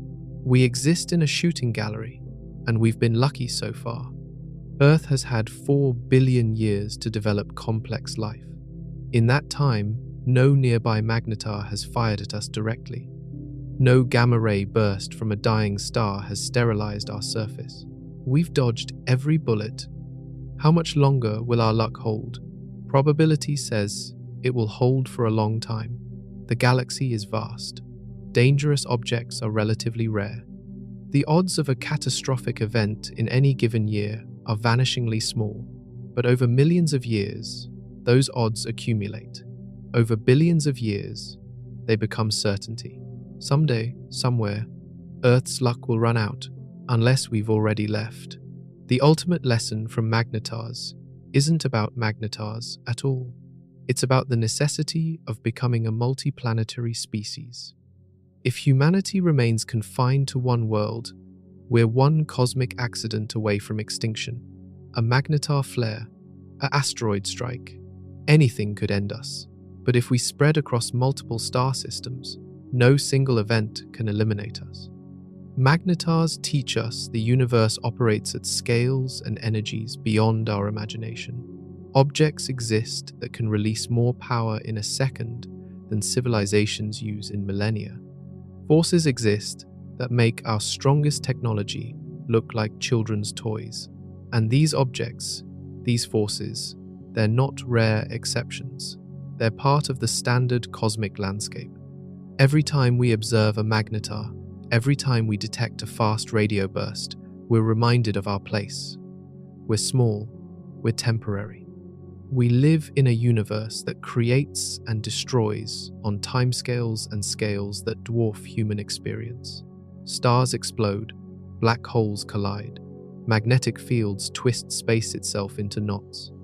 And through it all, life clings to tiny rocky worlds, hoping the chaos passes them by. But here's the paradox. That same violent universe created us. The heavy elements in our bodies came from stellar explosions. The energy that powers life came from a star. The magnetic field protecting Earth came from a molten core, a small-scale version of magnetar physics. We're made from cosmic violence. We exist because of it. Magnetars are not anomalies. They're not glitches in reality. They're reality showing its full range. The universe can be gentle, allowing planets like Earth to orbit stable stars for billions of years. But it can also be catastrophically violent, creating objects that bend and break every rule we thought was unbreakable. And maybe that's okay. Maybe the universe needs both. The quiet regions where life can emerge, and the violent regions that forge the elements life requires.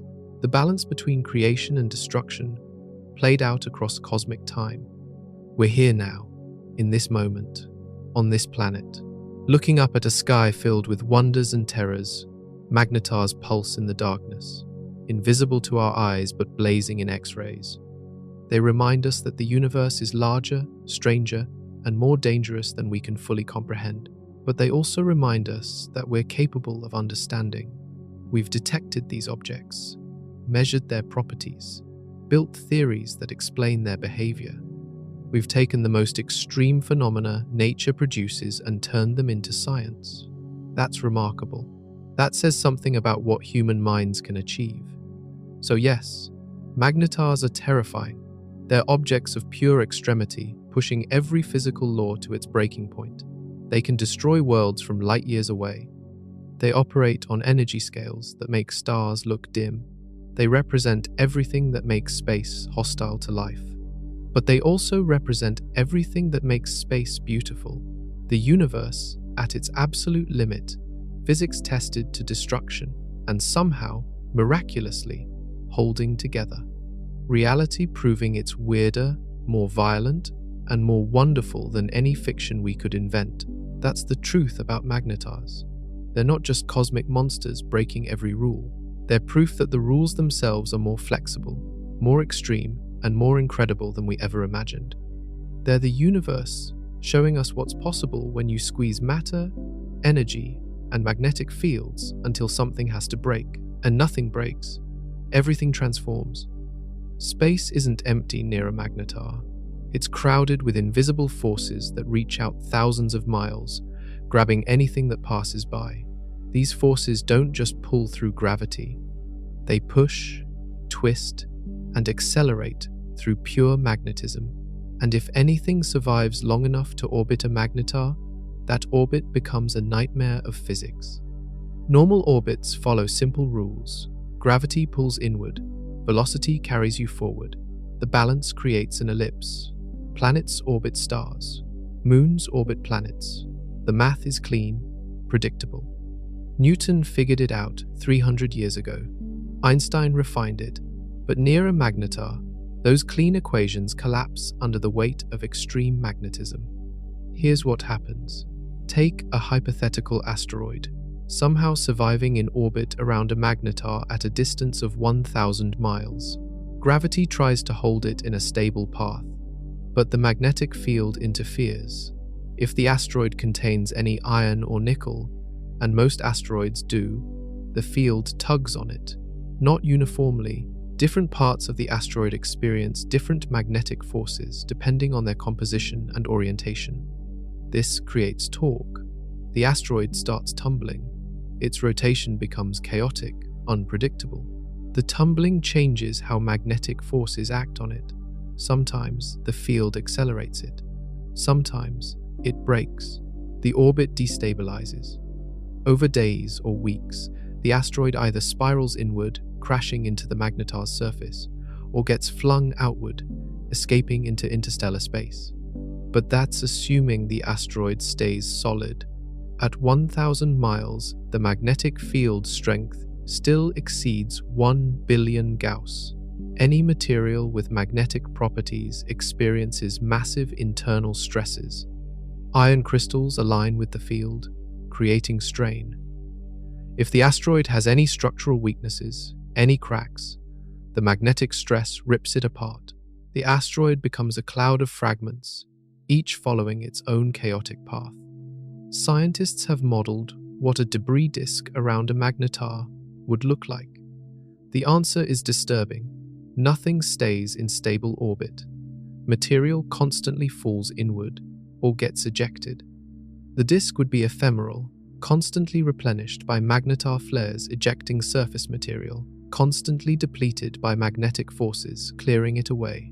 Any observer would see a shimmering ring of doomed matter spiraling and fragmenting in real time. Could a planet survive near a magnetar? The answer is almost certainly no.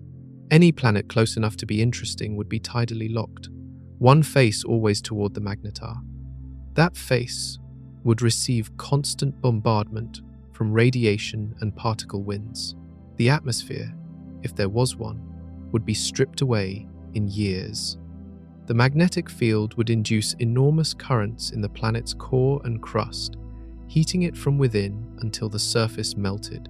Even far away, maybe millions of miles out, where the field weakens and radiation becomes survivable, there's still a problem. Magnetars don't emit energy steadily. They flare unpredictably. A planet that survived for decades in a stable orbit could be flash-fried without warning when the magnetar erupts. Any ecosystem that somehow evolved would be sterilized repeatedly, reset to zero each time. But here's the truly strange part. Some neutron stars, possibly including dormant magnetars, do have planetary systems. We've detected them. Radio pulses from pulsars show timing variations caused by orbiting objects. These planets orbit at distances of millions of miles, far enough to avoid immediate destruction. They're not original planets from before the supernova. They formed afterward from the debris disk. This means planets can form around neutron stars, and if they can form around regular neutron stars, maybe they can form around magnetars during the dormant phase after the magnetic field has decayed. These worlds would be dark, frozen, bathed in X-rays instead of visible light, but they'd exist, silent witnesses to the violence that created them. And if planets can exist, what else might survive out there? August 26, 2008, astronomers detected a supernova in a nearby galaxy, NGC 641, about 13 million light-years away.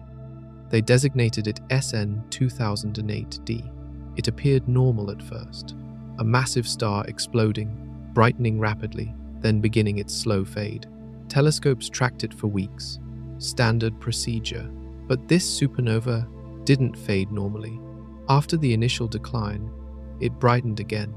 Then it stayed bright. Far too bright for far too long.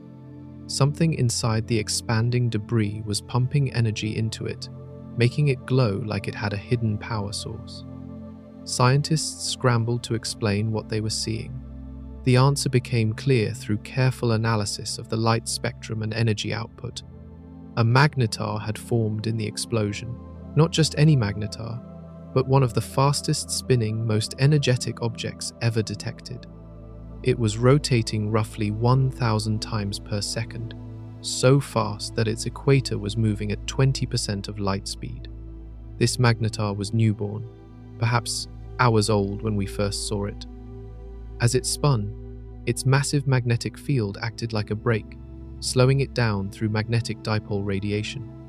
The rotational energy, enormous quantities of it, converted into electromagnetic radiation. This radiation heated the surrounding supernova debris from the inside, making the whole thing glow far brighter than it should. Scientists calculated the numbers and they were staggering. The magnetar was releasing more energy in a single day than our star releases in 100,000 years. All of it coming from spin down. The object was literally spinning itself to death, bleeding rotational energy into space through its magnetic field, and we were watching it happen in real time. This discovery confirmed theories about magnetar birth. We'd suspected young magnetars spun incredibly fast, but we'd never caught one fresh from formation. SN 2008D gave us a front row seat. Every observation revealed new details. The spin-down rate told us the magnetic field strength. The brightness told us the energy output. The spectrum told us what the surrounding material was made of. Over the following years, astronomers continued watching. The supernova remnant gradually faded as the magnetar slowed. The spin period increased from 1 millisecond to several milliseconds.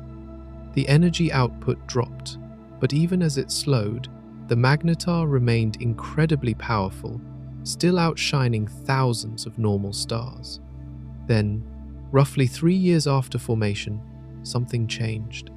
The magnetar had its first detected flare, a brief spike in X-ray emission captured by multiple satellites. This was expected. Young magnetars are unstable. Their crusts are still forming, still settling. Starquakes should occur frequently in the first few years.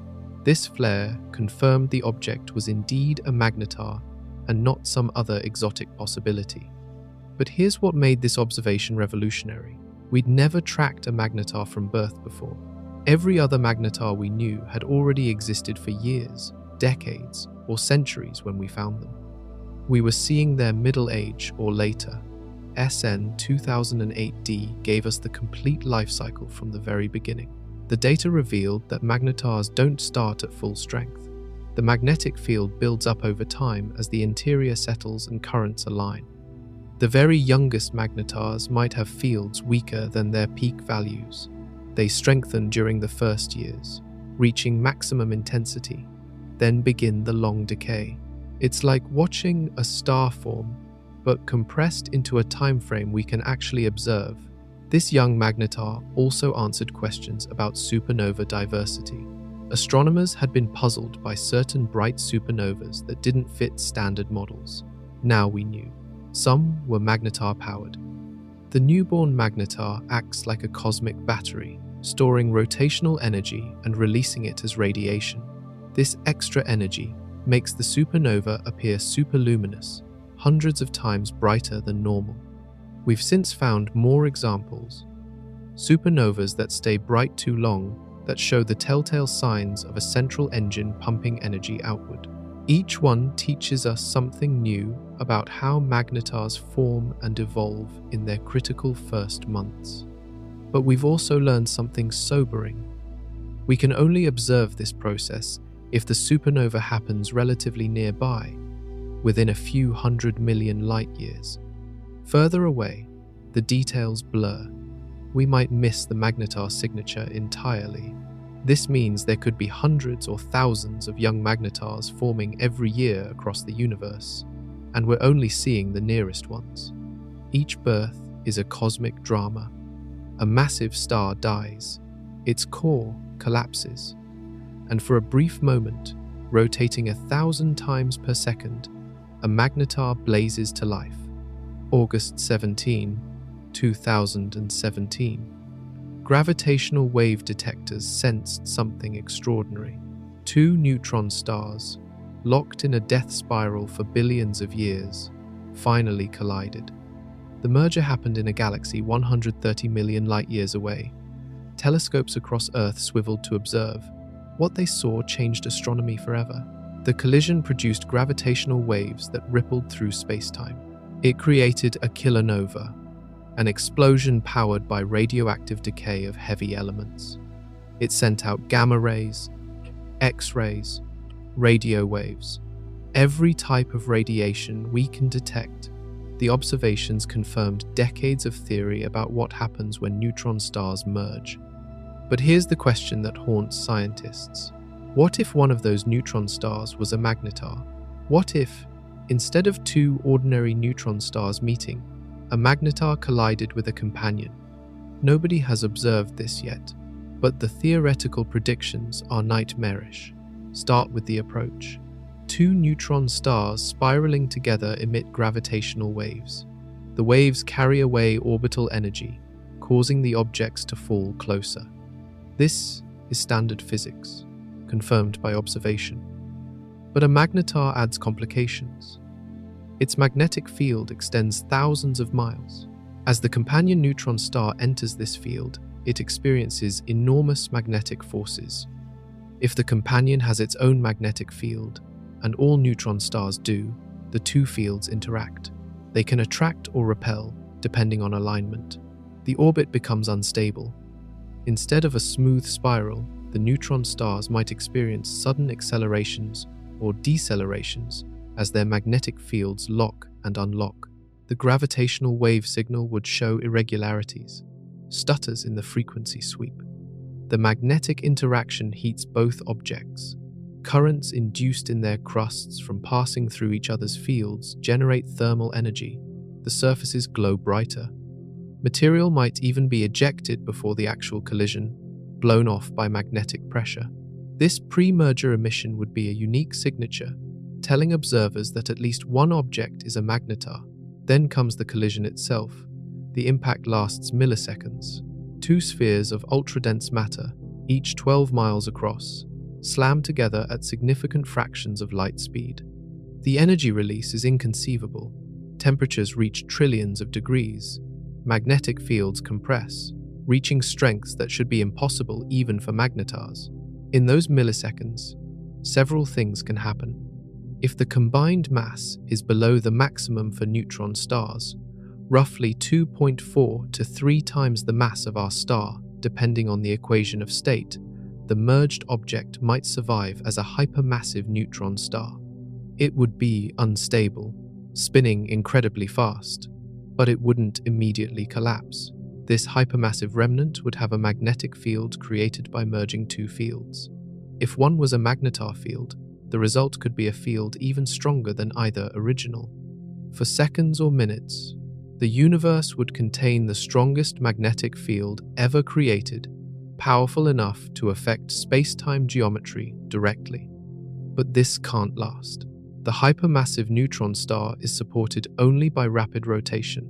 As it radiates gravitational waves and electromagnetic energy, it slows down. Centrifugal support decreases. Gravity wins.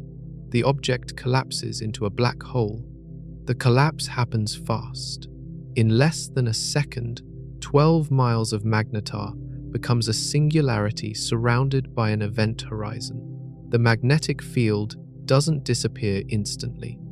It's frozen into the remaining material outside the event horizon, the accretion disk of debris. This magnetized disk can power jets, beams of particles, and radiation shooting out along the rotation axis. These jets might explain some gamma-ray bursts.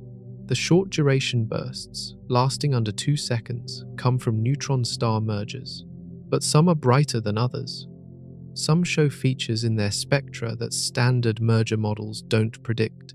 If one neutron star was a magnetar, the extreme magnetic field could explain these outliers. The material ejected during the merger carries magnetic field with it. This magnetized ejector behaves differently from normal merger ejector. The field confines the material, channels it, creates structure. The kilonova that follows might be asymmetric, brighter in some directions than others. Observers at different angles would see different brightnesses and colors. We haven't definitively observed a magnetar neutron star merger yet. The statistics say they should be rare. Magnetars are active for only 10,000 years. The probability of catching one during a merger in that narrow window is low, but the universe is vast. Somewhere, sometime, it happens. And when we finally detect one, when gravitational wave detectors alert us and telescopes capture the light show, we'll witness something unprecedented, the merger of extreme and more extreme. The collision that creates, for a brief instant, the most powerful magnetic field the universe can produce. In the desert of South Africa, a forest of antennas points skyward. This is Meerkat, one of the most sensitive radio telescope arrays ever built. 64 dishes working together, combining their signals to see things no single telescope could detect. And among its many targets, it's hunting for something specific. The quiet whispers between magnetar flares. Most magnetar observations focus on the dramatic, the giant flares, the X-ray bursts, the events that light up detectors across the electromagnetic spectrum. But between these outbursts, magnetars aren't silent. They emit steady radio waves, weak but detectable if you know where to look and how to listen. These radio emissions are different from flare-associated bursts. They're persistent, always there, pulsing at the magnetar's rotation period. Scientists call them quiescent radio emission. The term is misleading because there's nothing quiet about a magnetar, but compared to a giant flare, this emission is a whisper. Meerkat excels at detecting whispers. Its dishes are spread across 5 miles of South African terrain. When they work together, they create a virtual telescope with incredible sensitivity and resolution. It can detect radio signals thousands of times weaker than previous telescopes could manage, and it's using this capability to systematically survey known magnetars. The results are surprising. Some magnetars that were thought to be radio quiet actually emit faint but steady radio pulses. Others show variability. their radio brightness changing over days or weeks with no corresponding X-ray activity. A few exhibit polarization patterns that reveal the structure of their magnetic fields in unprecedented detail. But Meerkat has found something even more intriguing: microflares, tiny bursts of radio emission lasting milliseconds, occurring randomly between major flares. Each microflare releases only a tiny fraction of the energy of a giant flare, but they happen frequently, sometimes dozens per day, and they're telling scientists something crucial about magnetar magnetospheres. The magnetosphere is the region around a magnetar where the magnetic field dominates. Charged particles get trapped, spiraling along field lines. The magnetosphere extends hundreds of miles from the surface, invisible but constantly active. And these microflares appear to be caused by small-scale magnetic reconnection events in this region. Think of it like lightning. A thunderstorm builds up charge separation. Eventually, the electric field becomes strong enough to ionize air, creating a lightning bolt. Magnetar magnetospheres work similarly. Magnetic stresses build up, field lines twist. Eventually, a small region becomes unstable and reconnects, releasing a burst of energy as a microflare. By studying thousands of these microflares, scientists are mapping magnetar magnetospheres in detail. Each flare tells them about field strength, field geometry, and plasma density at the location where it occurred. It's like doing tomography, building a three-dimensional picture from many individual data points. This work is revealing that magnetar magnetic fields are far more complex than early models suggested. They're not simple dipoles with north and south poles. They're twisted, knotted, with multiple active regions. Some areas are relatively stable, others are constantly reconnecting. The field is dynamic, evolving on timescales of days to weeks. Meerkat is also searching for something that theory predicts but hasn't been confirmed: magnetar precession. If a magnetar's magnetic axis doesn't align with its rotation axis, the object should wobble like a spinning top. This wobble would show up in the radio data as periodic variations in pulse arrival times and intensity. Finding precession would be revolutionary. It would tell us about the magnetar's internal structure, how mass is distributed inside. It might reveal whether the core is superfluid, whether the magnetic field penetrates all the way through, whether there are currents flowing between the crust and core. All of this from watching the radio signal carefully over months or years. But there's a deeper goal driving this research. Scientists want to understand how magnetars eventually turn off. What happens in the final years before they go dormant? Does the radio emission suddenly cease, or does it fade gradually? Do the microflares become less frequent, or do they continue until the very end? Answering these questions requires long-term monitoring. Meerkat can do this. It can observe the same magnetars month after month, year after year, building up a timeline of their decline. And with next-generation telescopes coming online, like the Square Kilometre Array, which will be 50 times more sensitive, we'll be able to track even the faintest whispers. The goal is to catch a magnetar in the act of dying, to observe the transition from active to dormant in real time. Nobody has done this yet, but with telescopes like Meerkat watching, we might finally witness the end of a magnetar's violent reign. There's a scenario that keeps astronomers awake. Not probable, but possible. Not likely, but not impossible. A discovery that would force us to rethink everything we know about magnetars and maybe about physics itself. And some scientists think we might be close to finding it. Imagine this: a radio telescope detects a signal, not random noise, not a glitch, a pattern, repeating at precise intervals. The pattern is complex, too complex to be natural. It shows structure, organization, information, and it's coming from a magnetar. The immediate reaction would be skepticism.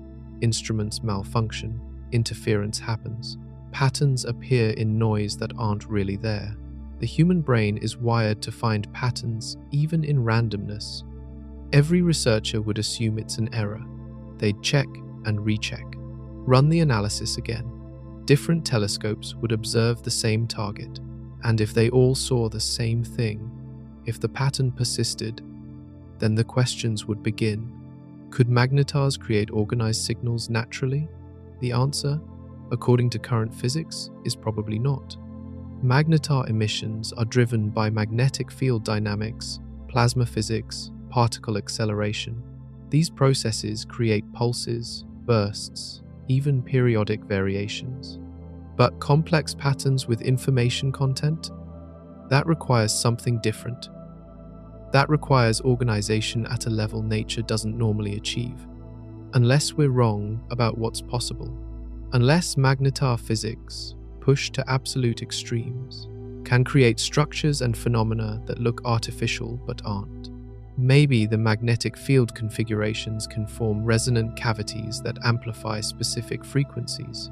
Maybe plasma instabilities can organize into patterns that repeat with eerie precision. Maybe we're about to discover a new regime of physics where complexity emerges spontaneously from chaos.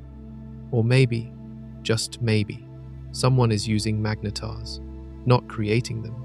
We can't create magnetars, but using them, harnessing their energy, modulating their emissions, turning a natural cosmic object into a transmitter powerful enough to send signals across the galaxy. The energy requirements for interstellar communication are enormous. You need a transmitter powerful enough that the signal remains detectable across thousands of light years. Our most powerful radio transmitters can barely reach nearby stars before the signal becomes indistinguishable from noise. But a magnetar emits more energy in seconds than our civilization has produced in all of human history. If you could tap even a fraction of that, modulate it somehow, you'd have the ultimate transmitter. Science fiction has explored this idea. Authors have written about advanced civilizations using stars as beacons, but magnetars make more sense for this purpose. They're brighter in the right wavelengths. Their emissions are already pulsed, making them easier to modulate, and they're rare enough that finding one and claiming it might be feasible for a sufficiently advanced civilization. No credible scientist thinks we've found such a signal yet. The fast radio bursts and repeating sources all appear to be natural phenomena. The patterns we see are consistent with magnetar physics. There's no need to invoke intelligence, but the possibility exists, and as our telescopes become more sensitive, as we study more magnetars in greater detail, we might find something anomalous. What would we do if we did? The protocols are unclear. Science has procedures for confirming discoveries. You replicate, you peer review, you rule out alternative explanations. But what if the alternative explanations run out? What if every natural process is exhausted and the signal remains unexplained? The implications would be staggering. It would mean we're not alone. It would mean intelligence exists at a level capable of manipulating neutron stars.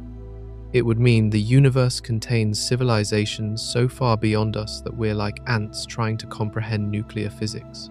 And it would mean they're out there, possibly watching, possibly waiting. But there's another possibility that's equally unsettling. What if we find evidence of magnetar engineering that's old? What if we detect patterns in magnetar emissions that are clearly artificial but haven't changed in millions of years? That would mean the civilization that created them is gone, dead, extinct, leaving behind only their monuments in the form of modulated stellar corpses. That scenario carries its own warning. If a civilization advanced enough to harness magnetars can go extinct, what chance do we have? What killed them? Was it war? Environmental collapse? A cosmic disaster they couldn't prevent despite all their technology? Or did they transcend, upload themselves into virtual realities, leave the physical universe behind? We'd be staring at an answer we can't interpret. These are the thoughts that drive some researchers to keep searching, not because they expect to find anything. The universe is vast. The odds are astronomical, but because not searching seems worse. Because if there's even a 1 in a million chance that magnetars are being used, that intelligence has touched these objects. We need to know.